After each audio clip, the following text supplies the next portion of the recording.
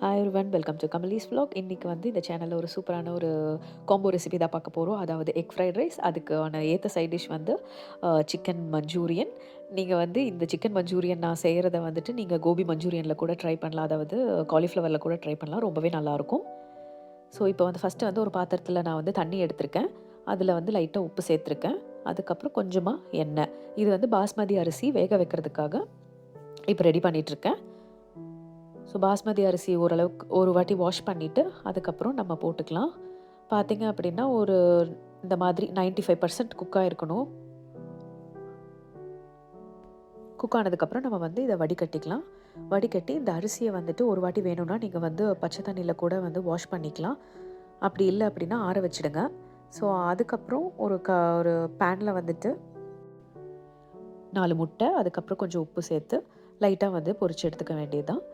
இது ரொம்ப வந்துட்டு பொரிக்கணும் அப்படிங்கிறது இல்லை, ஓரளவுக்கு அந்த எல்லோ கலர் இருக்கும்போதே வந்து எடுத்துடணும். அதுக்கப்புறம் ஒரு கடாயில் வந்துட்டு இன்றைக்கி நான் இந்த தேவையான காய்கறிகளும் அதுக்கப்புறம் வெங்காயம், பூண்டு இதெல்லாம் வந்துட்டு எடுத்திருக்கேன். இப்போ எண்ணெய் காஞ்சதுக்கப்புறம் குட்டி குட்டியாக நறுக்கி வச்சுருக்க பூண்டை வந்து சேர்த்துக்கலாம். சேர்த்துட்டு கொஞ்சம் வதக்குனதுக்கப்புறம் பெரிய வெங்காயம் இருக்கு இல்லையா, அதையும் வந்துட்டு நான் சேர்த்திக்கிறேன். ஒரு பெரிய வெங்காயம் போதும், நிறையாலாம் வேணாம் இதுக்கு. அதையும் நல்லா வதக்குனதுக்கப்புறம் தேவையான காய்கறிகள், அதாவது கேரட்டு, பீன்ஸு, அப்புறம் உங்களுக்கு வந்து ஸ்ப்ரிங் ஆனியன் இருந்துச்சுன்னா ரொம்ப நல்லாயிருக்கும். ஸ்ப்ரிங் ஆனியன், அதுக்கப்புறம் கேப்சிகம் இதெல்லாம் வந்து சேர்த்துட்டு நல்லா வதக்கிக்கணும். ஸோ வதக்கும் போது வந்து உப்பு சேர்த்துக்கலாம் கொஞ்சமாக, அது நல்லா சீக்கிரம் வதங்கும். அண்ட் இது ரொம்ப வேக வைக்கணும் அப்படியெல்லாம் இல்லை, தண்ணியெல்லாம் எதுவுமே ஊற்ற வேணாம். இது அப்படியே வந்துட்டு இந்த ஹீட்லேயே வந்து வெந்துடும். இதை வந்து லைட்டாக மூடி வச்சிட்டோம் அப்படின்னா கொஞ்சம் நல்லா வெந்துடும். ஒரு 5 நிமிஷம் மூடி வச்சுருந்தா போதும். அதுக்கப்புறம் வந்து இன்றைக்கி நான் வந்து சில்லி சாஸ் எடுத்திருக்கேன், அது 1 ஸ்பூன் சேர்த்துருக்கேன். அதுக்கப்புறம் சோயா சாஸும் வந்து இன்றைக்கி 1 ஸ்பூன் சேர்த்துருக்கேன். திக்கான சோயா சாஸ் அப்படின்னா நீங்கள் வந்து 1 ஸ்பூன் சேர்த்திங்கன்னா போதும் 1.5 கப் அரிசிக்கு. தின்னாக இருக்குது அப்படின்னா நீங்கள் 2 ஸ்பூன் கூட தாராளமாக சேர்த்துக்கலாம். ஸோ இது நல்லா வந்துட்டு ஓரளவுக்கு சேர்த்ததுக்கப்புறம் ஒரு 5 நிமிஷம் அப்படியே அந்த காய் வதக்குனதுக்கப்புறம் அரிசி வந்து நம்ம எடுத்து வச்சுருக்கோம் இல்லையா, வடிகட்டி அதை எடுத்து வச்சுருக்கோம், அதை போட்டு நல்லா வந்து மிக்ஸ் பண்ணிடணும். ஸோ மிக்ஸ் பண்ணும்போது ரொம்ப கேர்ஃபுல்லாக இருக்கணும், அந்த அரிசி உடையாத மாதிரி நல்லா வந்து ஜென்டலாக மிக்ஸ் பண்ணணும். அதுக்கப்புறம் கொஞ்சமாக வந்து பெப்பர் தூளும் உப்பு வந்து எனக்கு கொஞ்சம் பத்தலை, அதனால சரின்னு ஆட் பண்ணியிருக்கேன் ரைஸில்.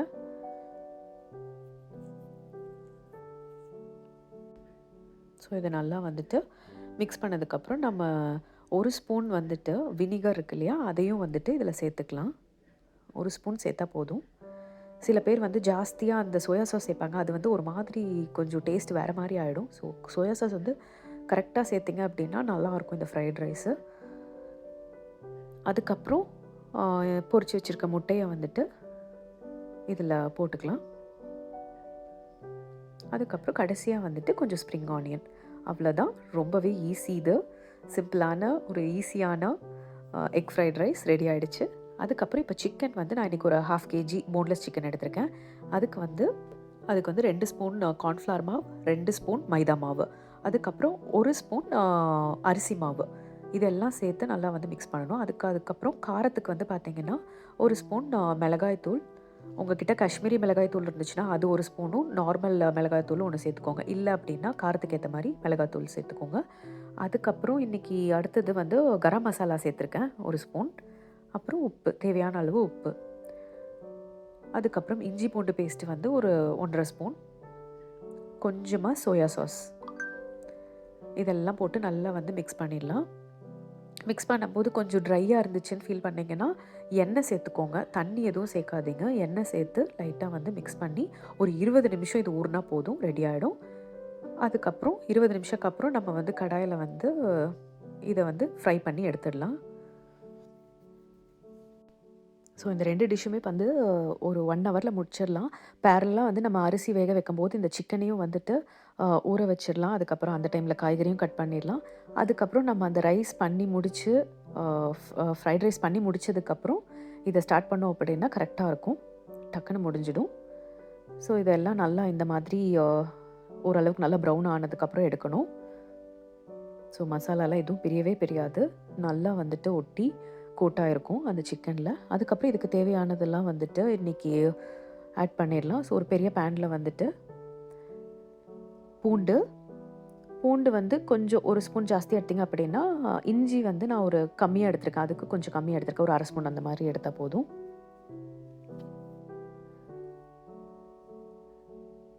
ஸோ இதை சாட் பண்ணிவிட்டு அதுக்கப்புறம் வந்து ஸ்ப்ரிங் ஆனியன், அதுக்கப்புறம் பெரிய வெங்காயம் இந்த மாதிரி கட் பண்ணிவிட்டு சேர்த்துக்கலாம். அதுக்கப்புறம் கேப்சிகம் இதையும் சேர்த்து நல்லா வந்து வதக்கிடலாம்.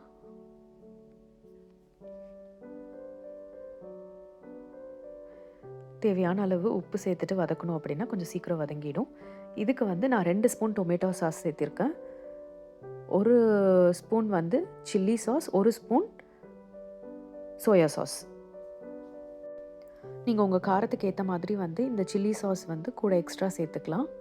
சில்லி சாஸ் அப்போனா நீங்கள் 1 ஸ்பூன் வந்து எக்ஸ்ட்ரா டொமேட்டோ சாஸ் சேர்த்திங்க அப்படின்னா நல்லாயிருக்கும். இது 1 ஸ்பூன் அப்படின்னா அது 2 ஸ்பூன் சேர்க்கணும் எப்போவுமே, அப்போ கொஞ்சம் நல்லாயிருக்கும். சோயா சாஸ் கரெக்டாக ஊற்றுனீங்கன்னா போதும், ஒரு 1.5 ஸ்பூன் இல்லைனா 1 ஸ்பூன் கரெக்டாக இருக்கும். அதுக்கப்புறம் இன்றைக்கி வந்து நான் கார்ன்ஃப்ளவர் மாவு இருக்கு இல்லையா, அதை வந்துட்டு லைட்டாக தண்ணியில் கரைச்சிட்டு இது ஓரளவுக்கு இந்த சாஸ்லாம் போட்டு வெந்ததுக்கப்புறம் நான் கலந்து சேர்த்துருக்கேன் இதில். அப்போ வந்து நம்மளுக்கு அந்த ஒரு திக்கான அந்த கன்சிஸ்டன்சி கிடைக்கும்.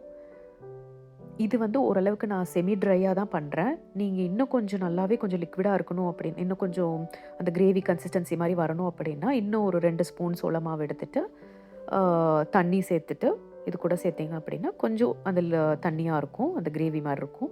பட் இது வந்து ரொம்ப செமி ட்ரை மாதிரி தான் இருக்கும், ஏன்னா நான் 1 ஸ்பூன் கார்ன்ஃப்ளவர் மாவு தான் சேர்த்துருக்கேன். அதுக்கப்புறம் இதெல்லாம் வந்துட்டு நல்லா மிக்ஸ் பண்ணி விட்டுடணும், எல்லா இடமும் மிக்ஸ் ஆகிற மாதிரி.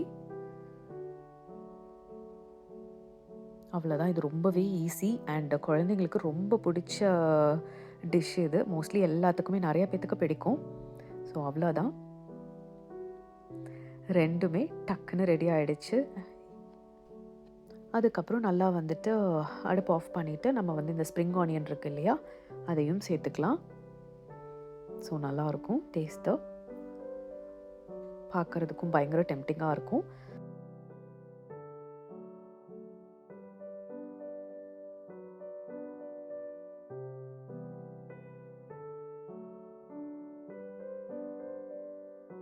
ஸோ உங்களுக்கும் இந்த டிஷ் பிடிச்சது அப்படின்னா கண்டிப்பாக ட்ரை பண்ணுங்கள் அண்ட் என்ஜாய் பண்ணுங்கள். தேங்க்யூ.